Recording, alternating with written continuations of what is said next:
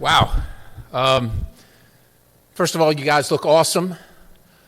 Second, I will tell you, I am so honored and thankful to you for inviting me on this very special day in your life. I really can't express how I feel about it. I'm a little nervous. I don't know why. You're very, very important people, and I just don't want to screw this up, right? So, Superintendent Shade, thank you to for your hard work, faculty and the staff of Upper Dauphin, of course, the folks here that are witnessing these proceedings tonight, family, friends, parents, brothers and sisters, welcome.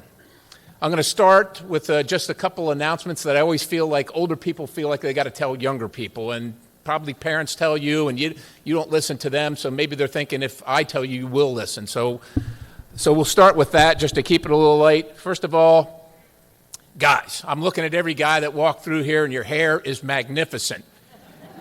Enjoy it, because you're a guy, and look, it does something over time, and it kind of goes away, and it occupies other parts of your body. So enjoy it now, right? Ladies and gentlemen, as long as we're talking about your body, you don't understand, and you probably won't until you're our age, how powerful you are right now, how physically strong you are, and you're just at the apex of your capabilities. And I'm just telling you that because you don't understand what's coming. Use what you have. But I will tell you this, it's not an amusement park ride, okay? You got to live in this body for the rest of your life. And what you do to it while you're strong and powerful, you're going to pay for later on. So just make some good decisions about that. If you're a person, and I'm looking around the room here at the people in this audience and the people in front of me, you're hard workers. There's no doubt in my mind about it. But remember this, there's always going to be more work. There's always going to be more work. Don't take yourself too seriously, and spend time on the things that are important to you. Your family, your traditions, the things that endure. Don't forget that you don't live to work, you work to live. Yeah, the other way around. You know what I'm saying, right? You work to live. Remember that. That's important. Lean on God. There are going to be problems in your life. And we oftentimes tend to lean on the people around us, but we are flawed, and sometimes we will let each other down. We don't mean to. But there is something bigger in the world. Lean on God. He will never let you down. This came out of nowhere, but use sunscreen, right? There's a lot of skin cancer, your body thing, people like to lay out in the sun and get a tan or whatever. You're going to pay for that, so use some sunscreen. We all make decisions. We all make decisions, and you've had a lot of decisions made for you over the last 18 years, but now they're all going to be yours. They're all going to be yours. We all make decisions. Own them. Own them. Be accountable for them. You are an American citizen, an American sovereign citizen. You are unlike most of the people, all of the other people on the planet. That is an awesome thing. Know something about your country, why it was created, and why people die defending it. Know something about it. Demand your freedom and question those in authority over you. Question them. All right, I want to talk about tonight what I see as your gift, right? And I got kind of three themes here. First of all, who are you?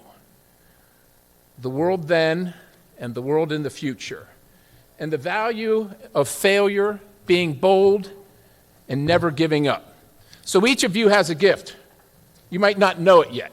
It's hard to know when you're 18 what that is, but you are here for a reason. You were placed here for a reason. And your challenge is to figure out what that reason is and what to do with the gift that you have. There have been restrictions. You don't realize it. None of us realize it at our point in your life, right? But there are restrictions of money. Maybe you haven't traveled. Maybe you're growing up in Upper Dauphin, but there's a whole world of possibilities, vocations out there. And how can you know what your gift is unless you know what the full range of things that you could do are? And in that, you kind of have to decide who you are. And I use that terminology, you have to decide who you are. It's a decision that you can make. I'm going to tell you a story about myself. I was in my probably mid-20s. Now, I had an attitude about me. The glass was always half empty. And I had good reason for that. The way I grew up, I don't know my father. We lived a hard life. You know, we didn't have the finest things. We didn't have most of the things that the other kids in school had, and you know how that goes when that happens, right? You know that how that is when you're in school. And so I had reasons for thinking that the glass was half full, and that's just kind of how I live my life. And one night I was out on a mission with this guy. I didn't pick him to be my co-pilot. We were just flying together, and he wasn't like my best friend or anything like that, right? He was just another guy, and he was always seemed to be very focused on himself. But after we got flying and the radios were done and all that stuff, we just had a conversation, and he said, you know, you complain a lot. You're pretty negative. And I listened to this guy, and I'm thinking, I complain a lot. You ought to hear yourself, right? But I dwelled on that for a while. And I said to myself, you know, the glass is half empty, but I'm choosing to see it that way. And I could choose to see it the other way. It's just a choice. It's always going to be the same, but just the choice is different. And I will tell you, it's not a meaningless question to ask that. There's a whole world of different people, different experiences out there, and how you approach that is literally your choice. Now, when I was in school, when I was a little bit before your age, I went to Vo-Tech. I didn't go to Vo-Tech because I grew up thinking I want to be an auto mechanic. I went to Vo-Tech because I didn't know what to do with myself, and I didn't have a lot of mentorship. And the guy up the street that I hung around with for a little time, that was a couple years ahead of me, he said he was going to Vo-Tech. I said, what's that? And I went to Vo-Tech too.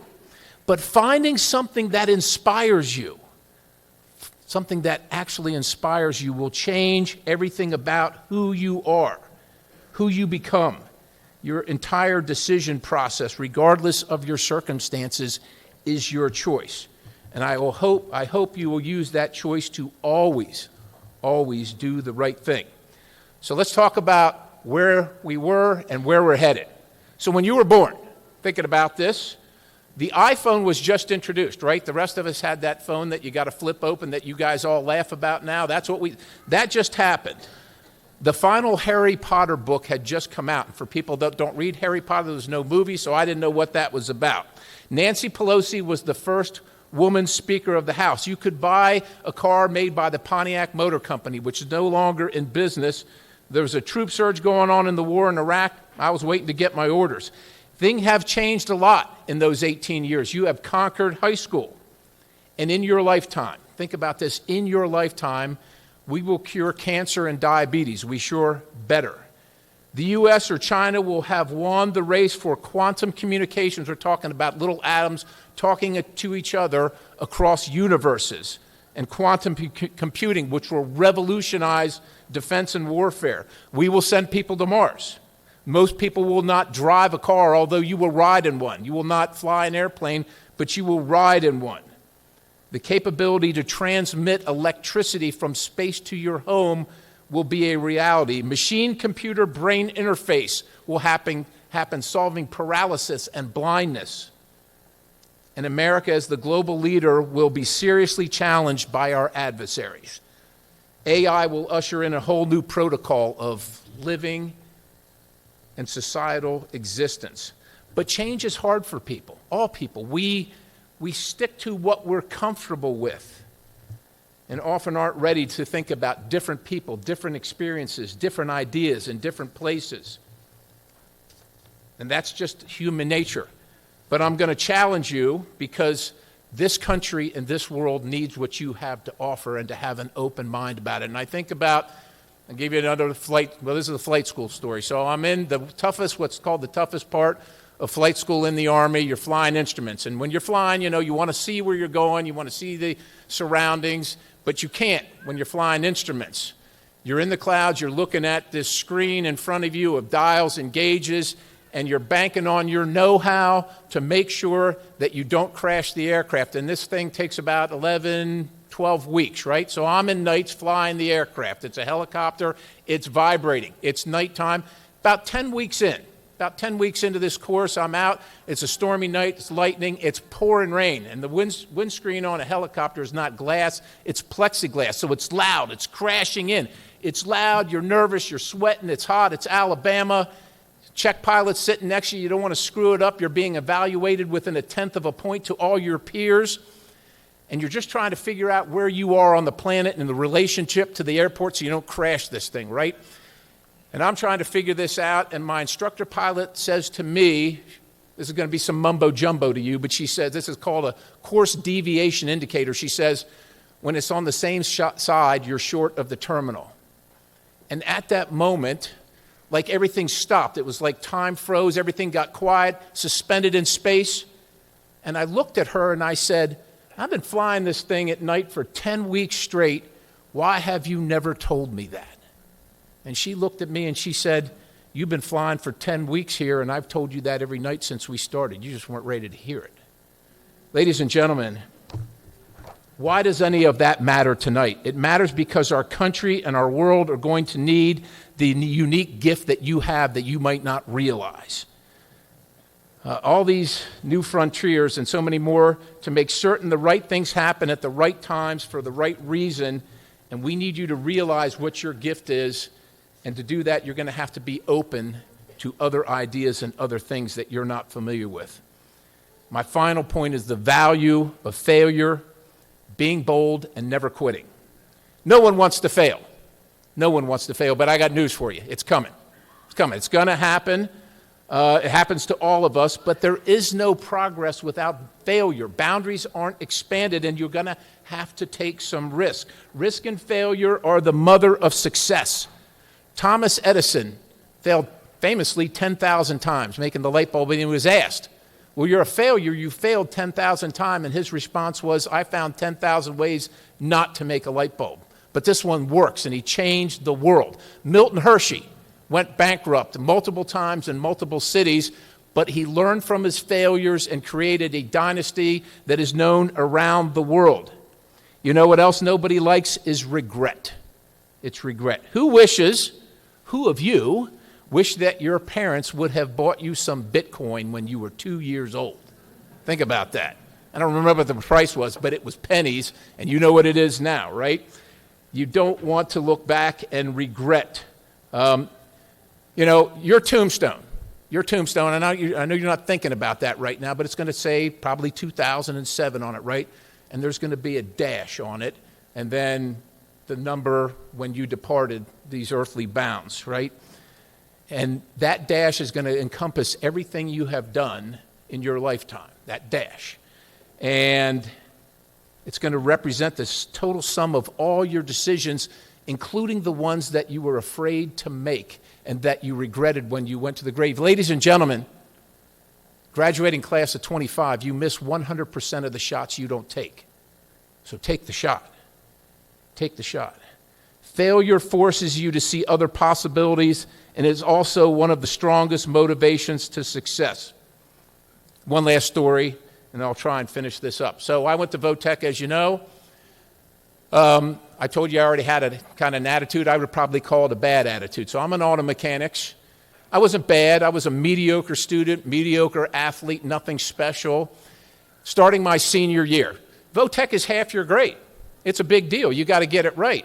My instructor comes to me, and I'm working at a garage in town at this point, so I know what I got to do. He comes to me and he says, I want you to do this today. Well, this was beneath me, and this wasn't in keeping with what somebody was learning to be a mechanic would do. And as a guy with a bad attitude, I told him that. Now, he was trying to teach me that when you work for somebody and they give you a job to do, unless it's illegal or unethical, you got to do the job. I think that's what he was trying to teach me. But I had a bad attitude about it, and I pushed back on it. I said, I'm not doing that, right? And he put his hands on his hips. I was already taller than him, just like all you are taller than me. Put his hands on his hips, and he said, Perry, you will never amount to anything. Now, I'm telling you, failure is a motivator. Because when he told me that, something triggered inside me, but it wasn't triggered enough because he had to give me 4 Ds my senior year. 4 Ds, right? He kept me right on the edge of failure. But I vowed at that time, oh yeah, Mr. Harris, I'll show you. I didn't know how. I didn't know how I was going to show him, but I was going to make something of myself. Fast forward a couple years, I'm flying. I go to Indiantown Gap. I've got to do some extra flying. I get my gear. I go up to operations to do my flight plan. I say, what am I doing today? What's my mission?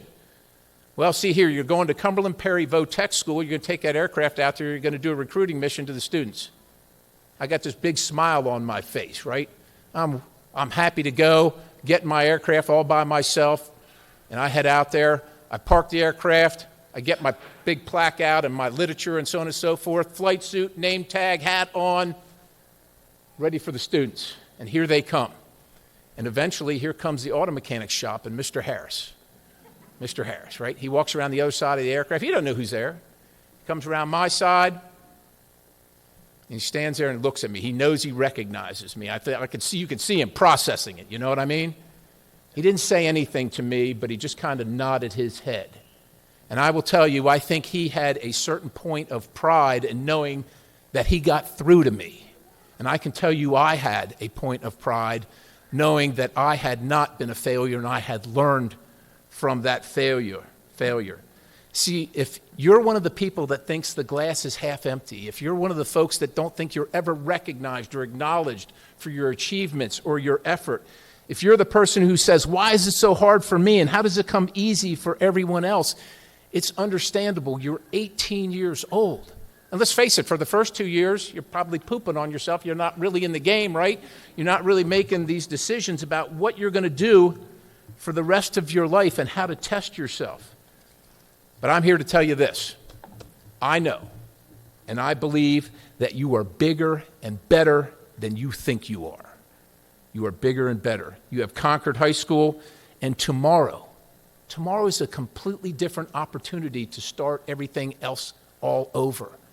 And the next day, and the next day, and the next day, you have almost endless opportunities to decide who you are, what your gift is, and what you want to do with it.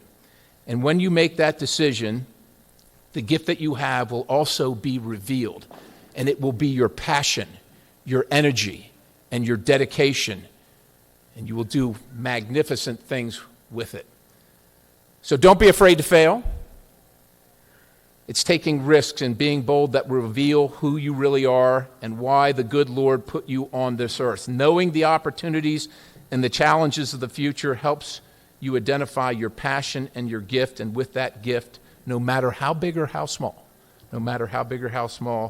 your value will be known to the world. Upper Dauphin, class of 25, individually, collectively, I salute you. I congratulate you. I love you. God bless you. Let's go save the world.